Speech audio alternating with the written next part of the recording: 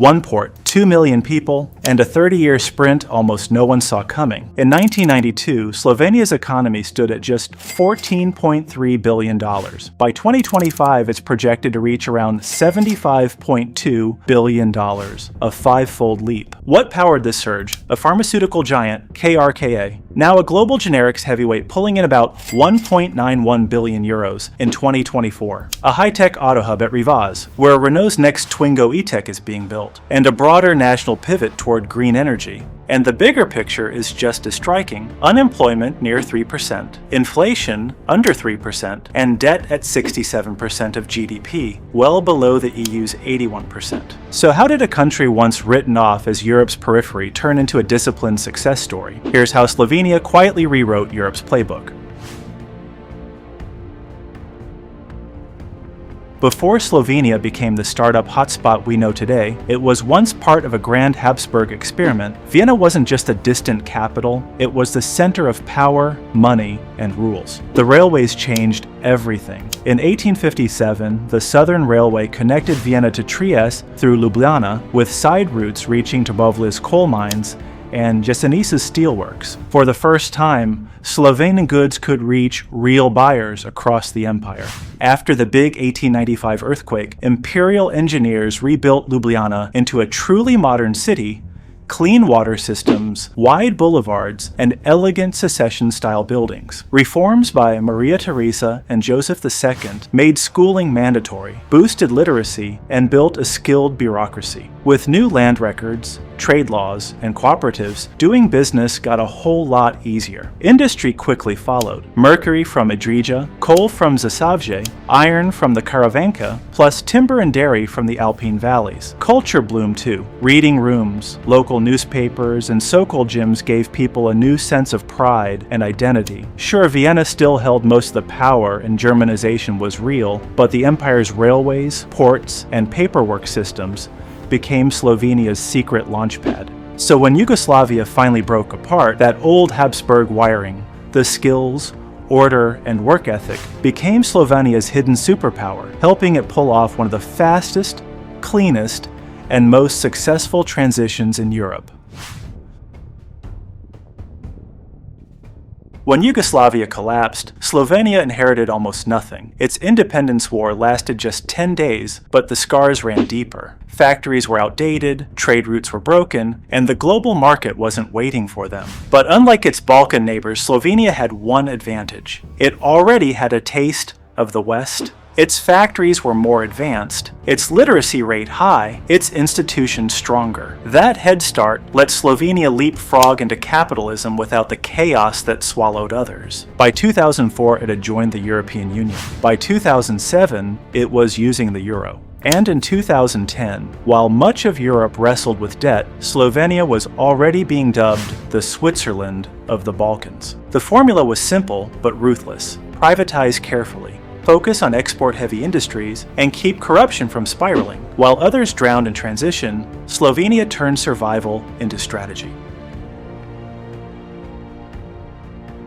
Ask someone what Slovenia exports, and most people will say wine or tourism. They are completely wrong. The backbone of Slovenia's wealth is high-value manufacturing. Take Rivaz, Renault's factory in Novo Mesto. It anchors Slovenia in Europe's auto supply chain. Output has been choppy in recent years, but the supplier base is deep, and the pivot to new models keeps the ecosystem sticky. Add in suppliers like Akrapovic, famous for high-end exhaust systems found in supercars and motorcycles, and you start to see the picture. Slovenia doesn't just make cars, it makes parts the whole world wants. Then there's pharmaceuticals. Krka and Lek export billions in generics and specialty drugs. These aren't mom-and-pop companies, they're multinational players competing head-to-head with Germany and Switzerland. And don't forget green tech.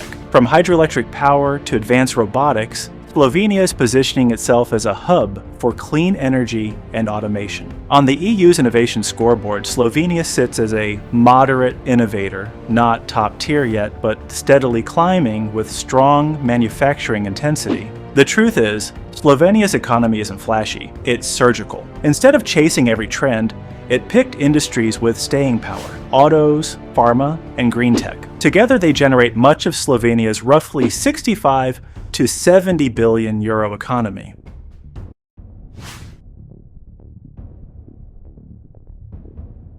Now let's talk geography.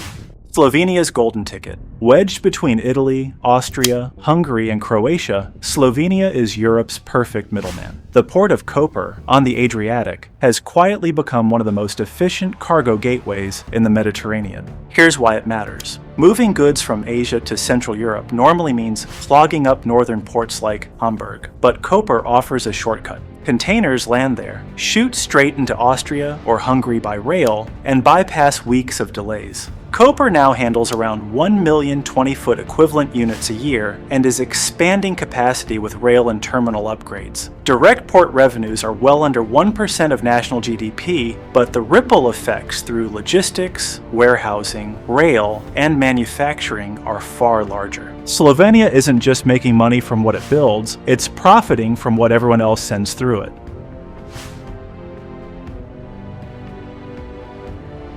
Of course, you can't ignore the obvious. Slovenia is gorgeous. Lake Bled's fairy tale island, Ljubljana's pastel riverfront, the Julian Alps rising like a movie set. But here's the twist. Slovenia doesn't just survive on tourism, it thrives on sustainable premium tourism. Unlike Croatia's mass-market beach crowd, Slovenia sells exclusivity, high-end eco-lodges, luxury spas, Michelin-star restaurants. Tourists spend more per head here than in much of southern Europe. In 2023 alone, the country welcomed over 6 million visitors, about 3 times its population, and they brought billions. That tourism boom isn't an accident, it's strategy. The government capped overdevelopment, pushed eco-certifications, and branded Slovenia as Europe's green heart. The result? Wealth without the chaos of over-tourism. Every tourist spends more, stays longer, and leaves with the sense they discovered a secret. That's how Slovenia turned beauty into billions.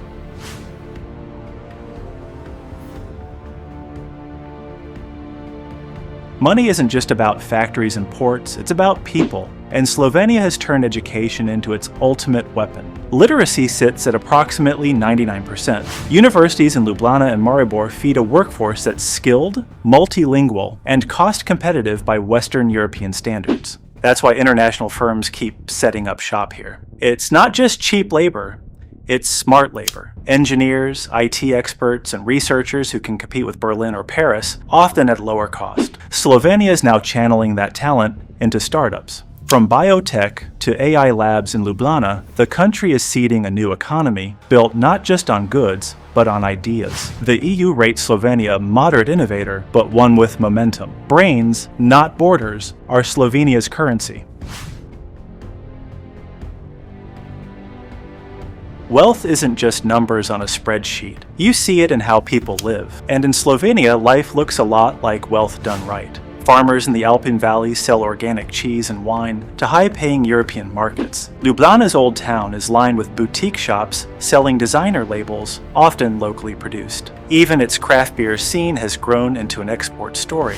Slovenia figured out something its neighbors didn't. Don't just export raw goods, export culture. Whether it's world-famous cyclists like Tadej Pogačar dominating the Tour de France, or Slovenian architects winning global awards, the country is branding itself as small but elite. And when you sell elite, you sell expensive. That's how a nation of 2 million starts playing in the billionaire leagues. But wealth always comes with risk. Slovenia sits at the crossroads of Europe's east and west. That means opportunity, but also vulnerability. China is a major trade partner and has shown interest in Koper. The EU wants Slovenia as a model of resilience. The US sees a reliable NATO partner. In other words, everyone wants a piece. The danger? Becoming a pawn instead of a player. Slovenia's challenge is to leverage its position without surrendering its independence. That's what separates a rich country from a fragile one. So here's the question. Is Slovenia's rise a miracle, or is it sustainable? On one hand, it faces serious threats. Its population is aging, public debt needs watching, and like much of Europe, it's exposed to shocks, from wars to energy crunches. But the fundamentals are strong. Exports keep climbing, tourism keeps growing, innovation keeps accelerating from a solid industrial base. Slovenia may not become Europe's biggest economy, but it doesn't need to. Its strength is in being small, smart, and stable. It's not trying to outmuscle Germany. It's trying to outthink it. From war-torn Yugoslav Republic to one of Europe's richer per capita nations, Slovenia's story is nothing short of cinematic. It got rich not by luck, but by strategy. Precision industries, smart logistics, elite tourism, and a population that bets on brains over bulk. The world is finally noticing. And Slovenia? It's just getting started. So what do you think? Is Slovenia Europe's hidden millionaire? Or will its small size limit how rich it can really get? Drop your thoughts below, and don't forget to like and subscribe so you don't miss the next deep dive.